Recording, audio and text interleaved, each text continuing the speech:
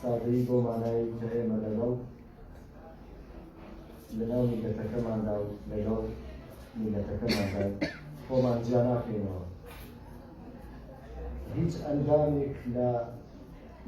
دەستەی شاعرانی کە بە ڕێگەی نەداوە یاخود ڕازی نەبووە کە لە کۆڕەکاندا و ئیگانەی ئەو دیارگانەی کردووە کە لە کۆڕەکاندا چەند ڕێزێکی پێشەوە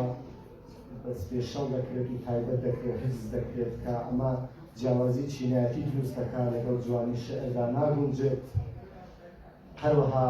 شعوری کەسانی تر و ئامادەبوانی تر دیندار دەکات و ئەمە جاکردنەوەی چینە خاڵەوهایەکانە لە چینی عەوام و چینە ئاسایەکانی کۆمەلگا کە ئەمەش نەک هەر جوانی شێعر ناهێڵێت بەڵکو شاعیرەکەش دەبێتە نقطەیەکی بەش بە ناوچەوانی شاعیرەکەەوە. هەڵبەت ئەو شاعرانەی دەستەی شاعرانی تەبا بەر لەوەی ئێمە مۆجیبی شعریان بین مۆجیبی سلوک و ئەدەچێت و ڕێزی جوانیان بین واتە خۆتان ئاسا کەسانی زۆر بە حورمەتن. ئێستاش بەردەوامی لە پێشکەشکردنی شێعرەکانیان کۆڕەدا و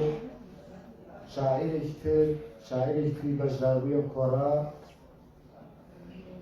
کاک شبان عەزیز کە شاعیرێکی داوە کە لە یەکەم فیستیڤاڵی تەبا بۆ شەعر توانی لەگە یەکەمەکان بێت و بەڕوانامێ ڕێزدان وەربگرێت لە ساڵ 2019 کاک شبان عەزیز بفەرموو چەند شەعرێکمان پێشکەشکە بە چەقێکی خەڵەن